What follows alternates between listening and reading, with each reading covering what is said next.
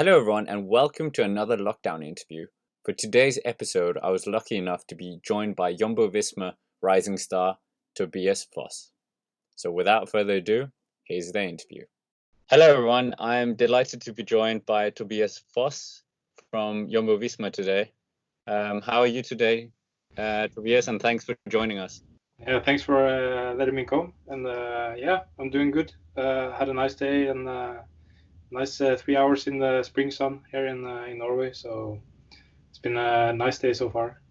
What's the lockdown like in Norway?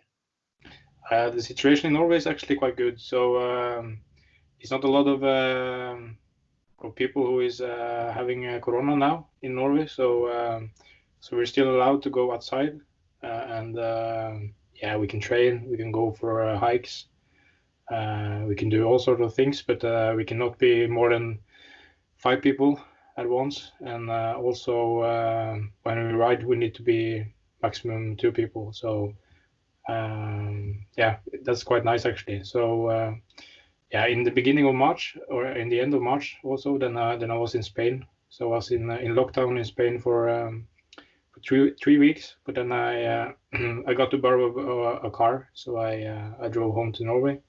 So now I'm also in the quarantine for 2 weeks, so I had to stay home. So I think tomorrow it's been two weeks, so that I can go to the shop again and do normal things. So it's quite nice. Can't complain.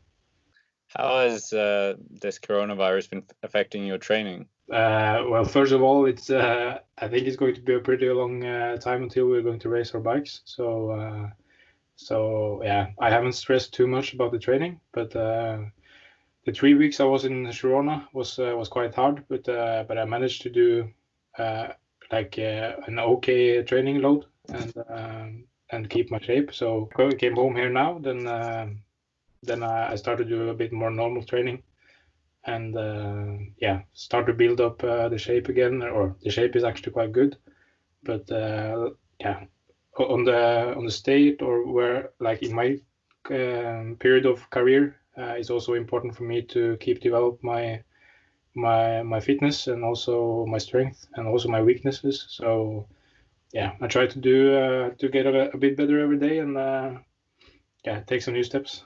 What was your, well, it's a bit a shame to ask this, but what was your 2020 goals? Because this is the first time you're at the World Tour with Jumbo-Visma. Yeah, so like my main goal was just to get in a nice rhythm and yeah, it's a new environment and a new kind of yeah, you're actually employed in a new kind of job almost. So just getting into the system and getting to know the guys and also the races. So the races was a bit amputated, but yeah, like yeah, when it came to the sports side, then I just wanted to be stable and good and yeah, and especially in I was going to do Tour of Hungary and Tour of Norway and Tour Swiss. So that was like my yeah, and together with the Norwegian Championship, that was like kind of my period yeah, period where I wanted to perform well. So yeah, and also the Olympics was a big goal.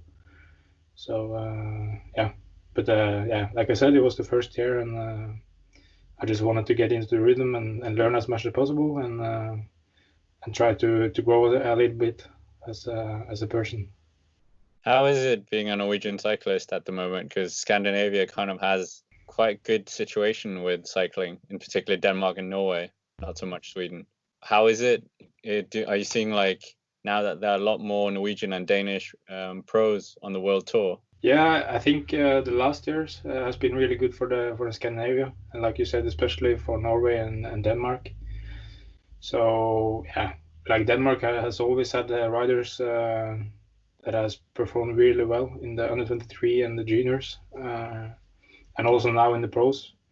I think also if you look like the last 5 years has also been really good for Norway. So something is happening, and I think it's both like we train really modern and yeah, we make really strong guys, and also with now the UnoX project is going to yeah help increasing the growth I think in Scandinavia. So I think this is just a start of a nice chapter for Scandinavia. When you're in Norway, is there good training facilities and is there good racing facility as well? Like, are there lots of races every week, or have you had to kind of go to Europe when you were younger?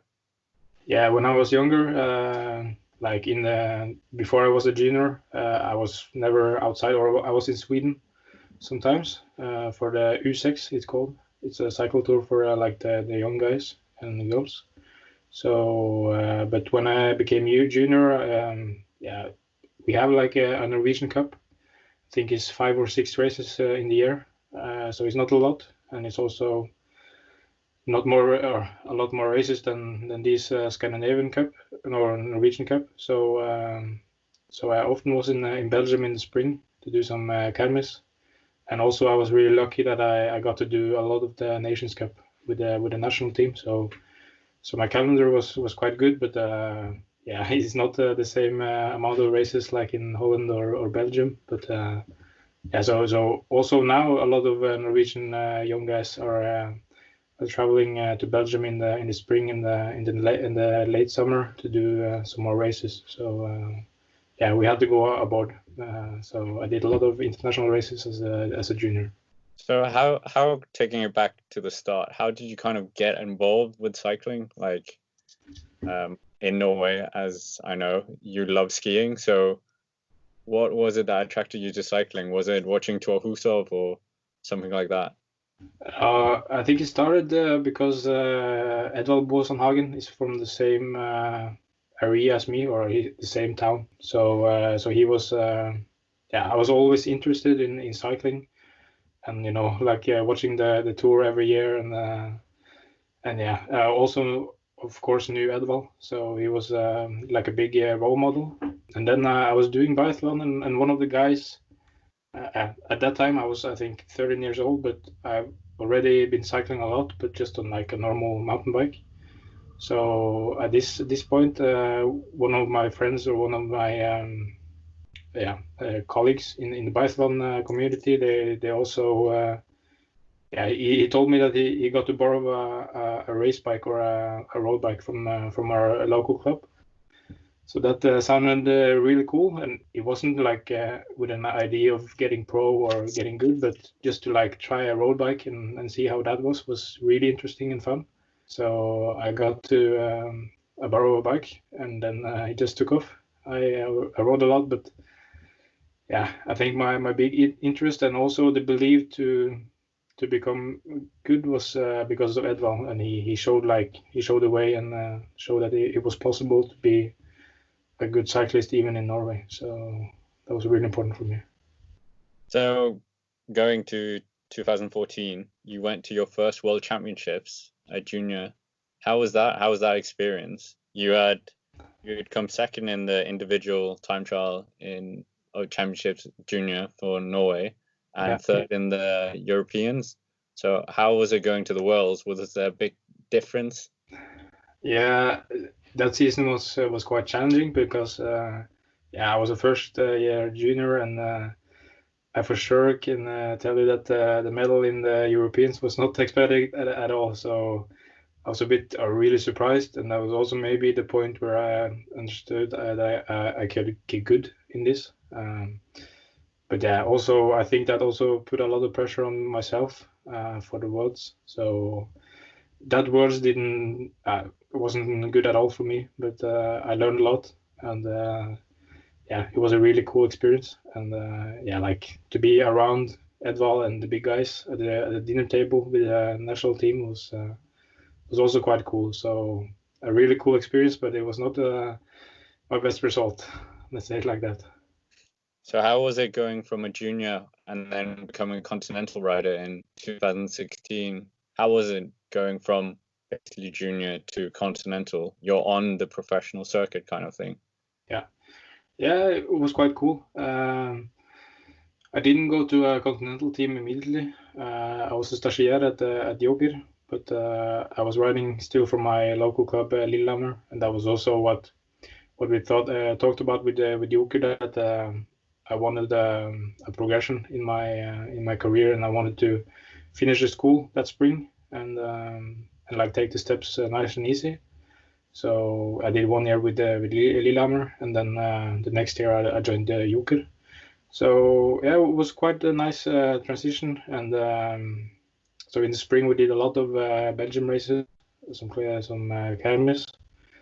So yeah, that was really cool. And we also did some races in Denmark, some UCI races. That was also quite high level. It wasn't pro Conti, but it was high level Conti.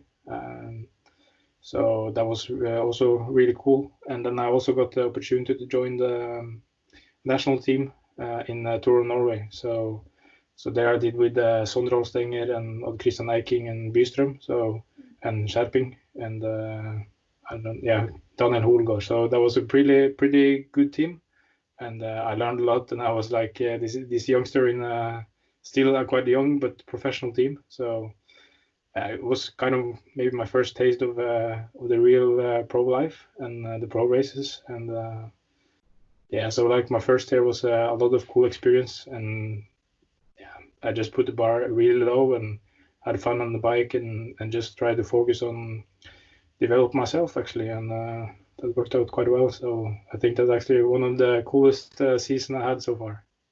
What was it like being part of the team time trial win at the Sedhelm Rompot Tour?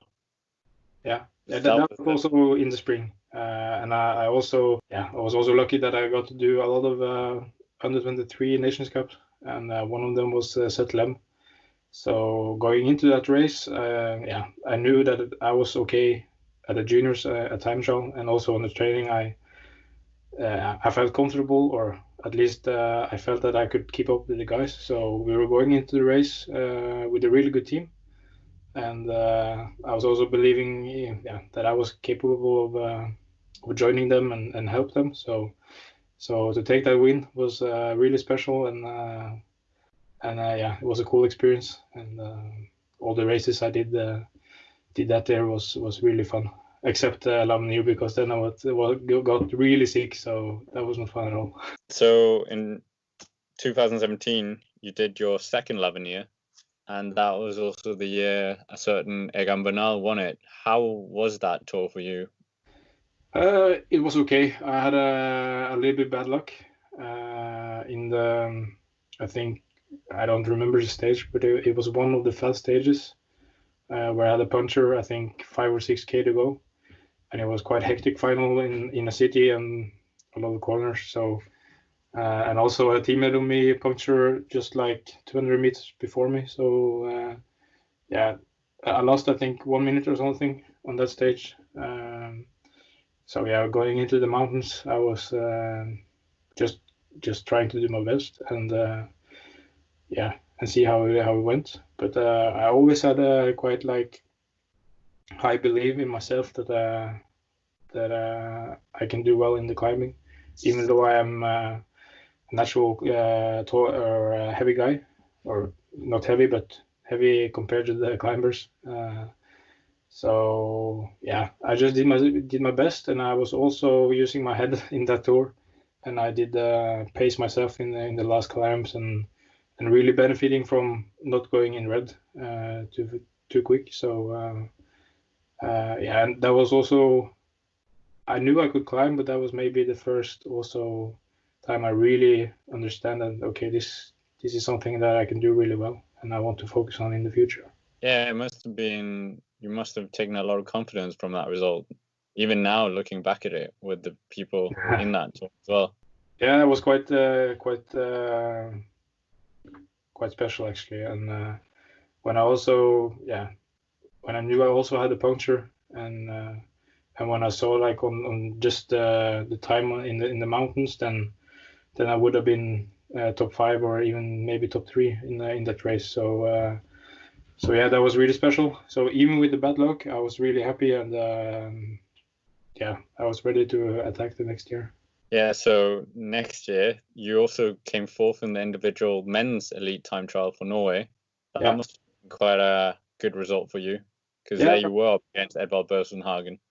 Yeah, so that was also quite good. And in that spring, I also had some problems with my motivation, and I had to take some weeks off. So So even though I was really motivated for the season, that season became not 100%. So the fourth place in the nationals was not expected, and I was really happy about it. And also, I think I came 10th or something in Lavenir, and that was also something I was really happy with. And also, time trial in the worlds was not expected, and I was it wasn't my best season, but I still managed to do some okay results. You went to a 2.1 stage race in Slovakia as well. Yeah. You did really well, and just to put it in perspective, you came 6th, and the guy who won it was Julian Alaphilippe. Yeah. So I still remember one of the, or I think it was the only hill finish. It wasn't a steep climb, but it was, I think, 15 minutes long or something. And in the last K, he really kicked and went for it. So I tried to follow, but I still can remember his kick, and he's for sure something special, and that you can also see on the TV. So that was also a really, really cool race. would you say you're more of a steady climber or you're explosive? How would you kind of put your climbing style? So far, I think it's been a bit more of the stable and the steady climbing. But I think also that I'm capable of doing some aggressive or a bit more aggressive riding. But so far, it's been more safe, and I had to do on my limit. But I'm trying to develop and also continue to improve my climbing. And I think one of the things I need to work on is to be a little bit more aggressive and be able to follow attacks and then come down again and follow attacks, like a little bit more on and off and offensive riding. So hopefully in the future I'll be better on that. But at the moment I'm more of a stable stable climber. It's a good team to be on then with Tom Dumoulin to learn from. I think also I learned also a lot from watching him on TV. That he also have kind of the same, but he's also quite explosive actually. But I think he's also good to use his head in like stressful situation, and he knows his limits, and I think also he knows that if he's doing 6 watt per kilo, then there's not a lot of guys who's going to keep going for the next 20 minutes in front of him. So I think it's a really smart way to ride, but you also need to be capable of following attacks and be a bit more aggressive. We then move on to your 2019 season, and here you tried a bit of everything. You did the under 23 Gent-Wevelgem, under 23 Liège-Bastogne-Liège. Was it something, those kind of races, did you get like a feeling that you might be tempted to do it in the seniors? Did you like that kind of racing? Yeah, I love them, and I think like when you just look at the entertainment of a race, I think the classic races is the most entertaining races, both for us cyclists and also the spectators. So yeah, I love it, and like I said, I'm also not the lightest guy, so I still have quite a lot of power. So that means I can also follow on short hills and flat sections. So yeah, it's just super fun races, and I think it's also like my main goal is to be a really good Grand Tour rider. But I think also for my development, it's also really important and really good for me to do some of those races and also develop that kind of rider in me. Yeah. So that year you came to the Tour de l'Avenir again, but you won it this time. How was the whole tour for you? I think it wasn't like the normal Avenir like the last 2 years because we went into the central Massif. Is that what it's called in France? Yeah. So even though before the mountain stages, it was, I think, 2 or 3 days that was really hard. So that suited me really well, that it wasn't like 5 days and then we go 3 days full gas in the mountains, because that can be a little bit too explosive for me maybe, and also maybe it's really then about the climbing and not like the total package. So I really benefit from the hard stages, and we also got some bad weather. That was good for me. So yeah, I came into the mountains with a really good standing on the list, and I also managed to do 4 really good climbing stages. So I was a bit surprised, or I wasn't surprised of the numbers I did, but I was for sure surprised that I won. But that was a really fun race, and doing that with my team and with my friends, that was something really special. Norway must have gone completely crazy with you winning the race. Yeah, that was quite special, and I was the first Norwegian guy to win it, and I for sure won't be the last one, but yeah, it's special, and also when it's called the Tournament of the Youth, then also the newspaper can get a really nice headline, so they also benefiting from that. So it was a lot of attention, but yeah, that's also part of the game, and I was just really happy that I could get the result in the bank. So yeah. Yeah, no pressure. Egan Bernal and Tadej Pogačar, you're the next one. Yeah, we'll see about that, but but yeah, that also gave me confidence that someday or if I just continue to work, then everything is possible.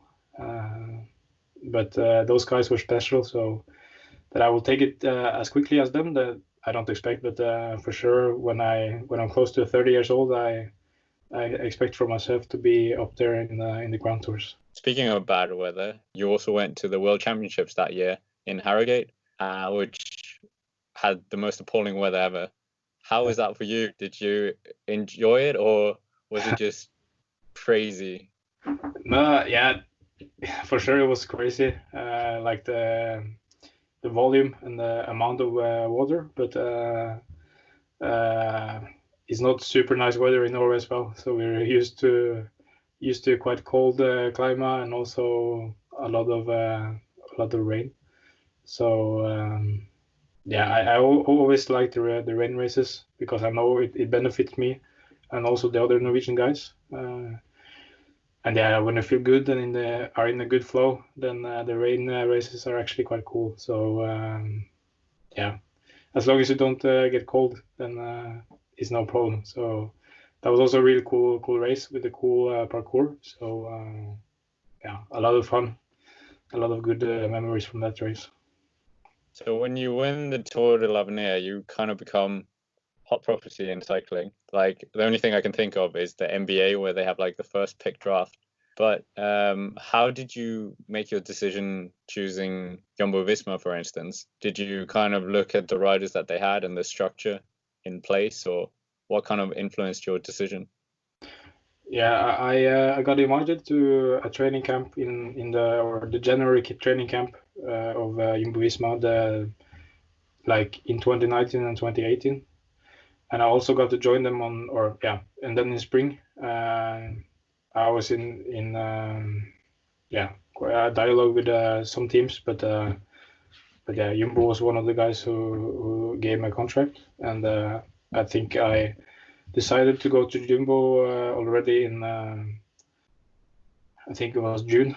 So I knew the team, and I knew the trainers, I knew the staff, and I know that they're really good on the sport side, and they're also really focusing on performance and developing the riders, and they're not thinking like 1 or 2 years in front, but maybe 5 to 10. So I just really like their philosophy and their values. So for me, that was a safe choice, and for my development as well, I think it's hard to find a better team to start with, and also to stay in. So I'm really happy I could join this team. What's been the biggest change since becoming a full-time pro? Like, have you moved down to Spain, for instance, or Monaco, or the kind of classic moves that we see when someone becomes a pro? Yeah.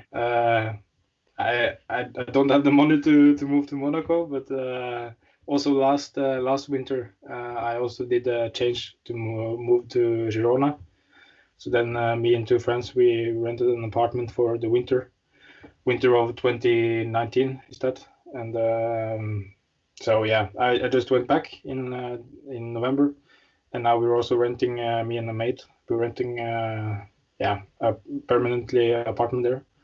And yeah, Girona is super nice for the riding, and for sure for me to, yeah, when I want to become a Grand Tour rider, I don't think I can live in Norway with especially in Lillehammer, because here it's a really nice winter, but it's not a really nice winter for riding. So I had to get away from the snow and the cold, and yeah, I'm super happy living in Spain and Girona, and I think I will stay there for a while now. During your winters, did you use skiing at all? Because there's been a number of Norwegian cyclists who have used skiing in the off season and have recorded some of the most insane VO2 max scores as well.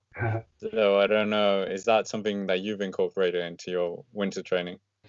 Yeah, when I was younger, when I was on high school, I think, then did a lot of skiing, and I also did biathlon and skiing in the winter, and cycling in the summer from when I was around 10 to 15. So I done a lot of skiing over the years, but the last 2-3 years I haven't done a lot. It's been a lot of cycling, and also I've been a lot in Spain. If it's been training camp, or yeah, the last 2 years I've been living there. So yeah, not a lot of skiing, but it's always nice to come home and take a ski training, and yeah, just enjoy the mountains and the snow and the really nice winter weather actually. So yeah, it's also good for the head to do something else. Yeah. So how is training in Norway? Is it like, we all know it's mountainous, because you always tease us Danish people about it. So is it like the climbs in Norway, are they similar to that you see in France and Italy? Yeah, I think like the gradient and the length, or not the length, but the gradient is quite similar to the Alps. It's not so many steep climbs, but it's a lot of climbs around 5 to 8%.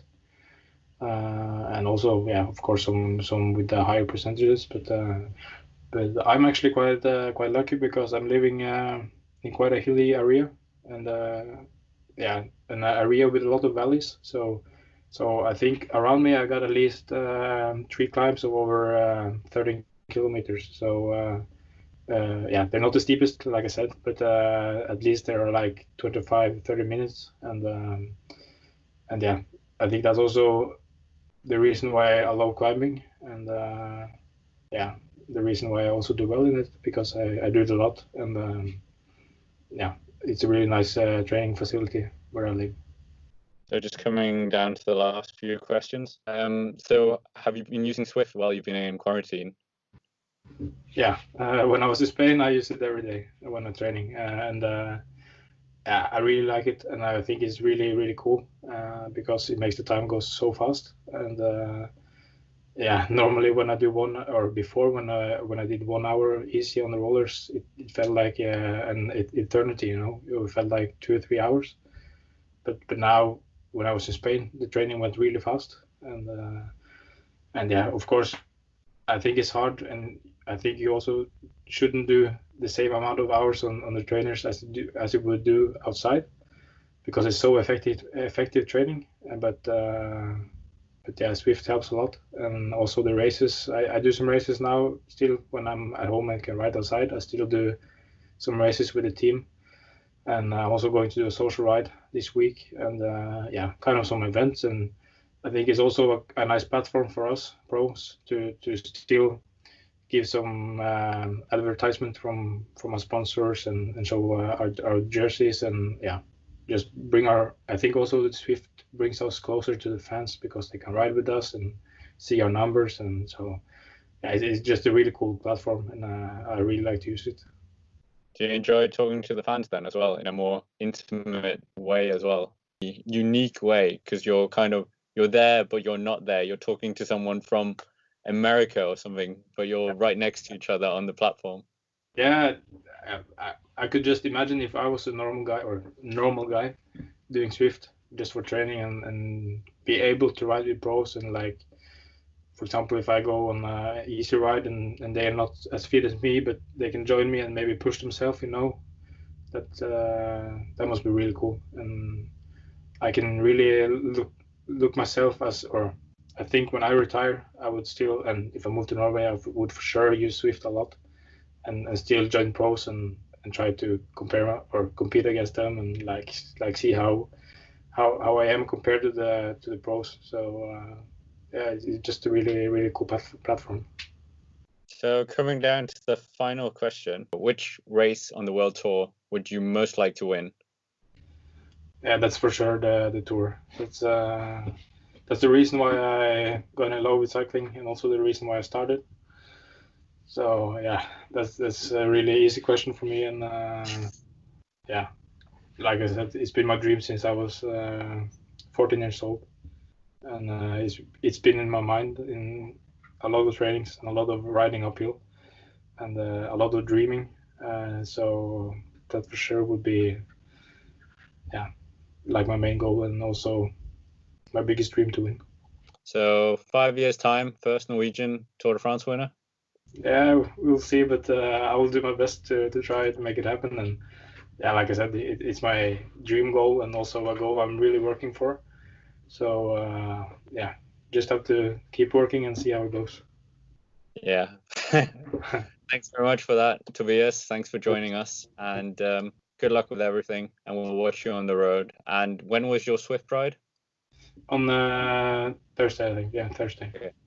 So if you want to join Tobias, get on Zwift on Thursday and join him for the Jumbo-Visma social ride, I guess. Also, right. Yeah.